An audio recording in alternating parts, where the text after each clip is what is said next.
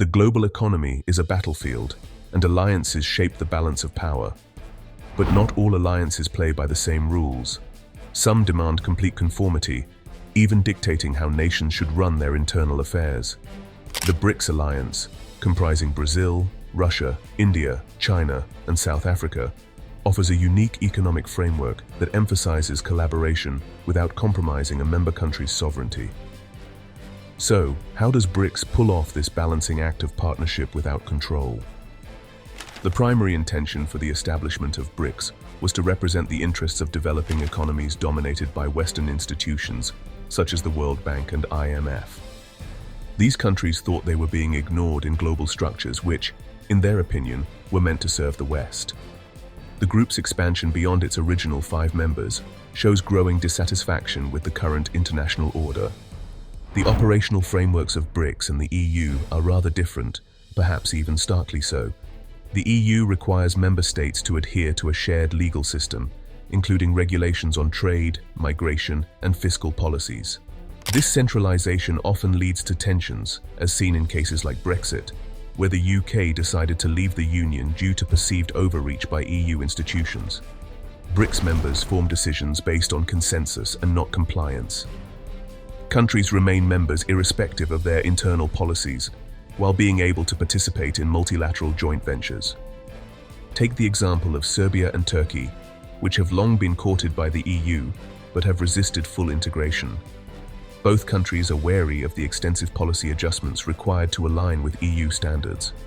For instance, Serbia's reluctance to recognize Kosovo and Turkey's issues surrounding human rights have been significant roadblocks. On the other hand, BRICS does not impose such conditions on membership or similar collaboration. This variation makes membership to BRICS appealing to nations that are currently unable to meet the high standards placed by the EU. To advance the economic relations among the member states, BRICS has made continuous efforts to set up components such as the New Development Bank, NDB, which funds infrastructure projects and increases sustainable developments in the member states. Unlike the NDB, EU funding has certain prerequisites in terms of governance and changes in economic policy. The NDB, on the other hand, does not impose restrictive agreements or stringent conditions. This helps the nations to concentrate on their development needs without outside pressure. Turkey, though not an exclusive member of BRICS, may seek the value in the principles of BRICS. As a NATO member, Turkey has relations with both the East and the West, and thus has to try and balance geopolitical orientations. Because of the EU's expectations towards democratic reforms and human rights, Turkey's accession process has always been a rocky one. Serbia's relations with Russia and China on particular issues demonstrate that it is in search of partners who will respect its sovereignty. Serbia's needs, in particular those concerning economic development, are fulfilled by BRICS with its non-intrusive model while avoiding the political strings traditionally attached to cooperation with Western institutions. BRICS' respect for the sovereignty of nations is highly attractive to the countries in the global south. A big segment of these countries have gone through colonialism or some sort of strong interventions from Western countries and are cautious of any partnerships that might threaten their independence. BRICS is seen as a balance against the West, as it establishes a broader base for emerging countries to work together. The alliance's emphasis on multipolarity, the idea that global power should not be concentrated in a single bloc, resonates with nations seeking to diversify their economic and diplomatic relationships. This is in stark contrast to the EU's integrationist model, which often requires smaller nations to conform to the policies and priorities of larger member states like Germany and France. BRICS's commitment to infrastructure development provides a clear example of its non-intrusive approach. Any project approved and funded by the New Development Bank or any bilateral agreement within BRICS is such that it is suited for the needs of the host country. For example, China's Belt and Road Initiative, which is outside of BRICS officially on the document, emphasizes the true essence of not interfering with the development of a partner country, be it building railways in Africa or investing in energy projects in South America. The emphasis is on mutual satisfaction and not on dictation. On the other hand, the EU-funded infrastructure projects are tied to strict supervision and preconditions of compliance with EU laws. The intention of bringing these standards was to enhance integrity and efficiency within the jurisdiction. But for countries that protect their policy, this can be regarded as intrusive. BRICS' decentralized model also allows member states to pursue their geopolitical interests without compromising the alliance's cohesion. India and China have border disputes, but they still form part of the BRICS group, a rather pragmatic approach which allows countries to engage in multilateral cooperation without the need to resolve bilateral disputes. The EU, by comparison, often struggles to reconcile the diverse interests of its member states. The internal strife can stem from conflicting views on migration, foreign policies, and fiscal policies.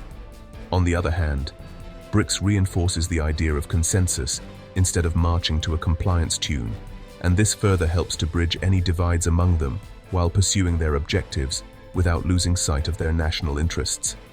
But the real question remains: can BRICS really reduce their dependence on the US dollar?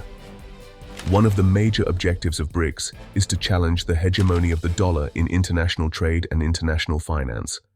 In terms of its dominance, the dollar is the world's principal reserve currency and enables the US to use sanctions that can cripple its adversaries. To fight this, BRICS nations have proposed the concept of having a BRICS currency. Yet progress on this front has been slow. Even some of its member states, such as India or Brazil, resist the notion of replacing a single dominant currency like the US dollar with another like the yuan. While there have been efforts to enable trade without dollar convertibility, these remain limited in scale. For now, the US dollar's dominance is unshaken, but BRICS' ambitions signal growing frustration with the status quo. Construction of a system that puts a blanket over its members to avoid Western sanctions is one of the goals of BRICS.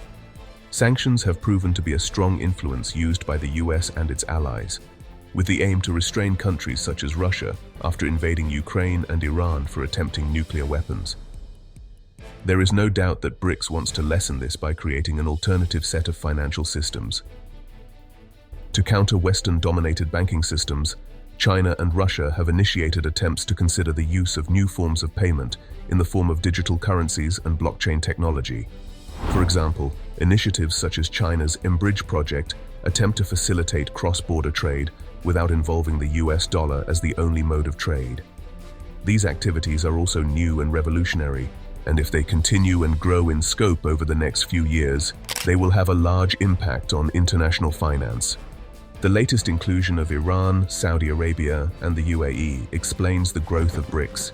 The bigger the BRICS becomes, the more world influence it possesses. But on the flip side, the more varied the membership becomes, the harder it is to find common ground on the larger issues. To give an example, Saudi Arabia and Iran have been hostile to each other, and India and China have been having issues with each other over territories. Such divisions makes it hard to BRICS to operate as one unit. Critics argue that as BRICS grows, it risks becoming a watered-down club of countries united only by their dissatisfaction with the West. Despite its ambitions, BRICS does not yet pose a significant threat to institutions like the G20, the IMF, or the World Bank. These organizations remain central to global governance, and BRICS' internal divisions limit its ability to offer a viable alternative. However, the group's grievances with the current system highlight the need for reform. Western nations would be wise to address these concerns by making global institutions more inclusive. By giving emerging economies a greater voice, the West can mitigate the appeal of alternative alliances like BRICS. Ignoring these issues risks further alienating countries that feel marginalized. So what do you think about this? Let us know in the comments section below and make sure to like the video. Thanks for watching.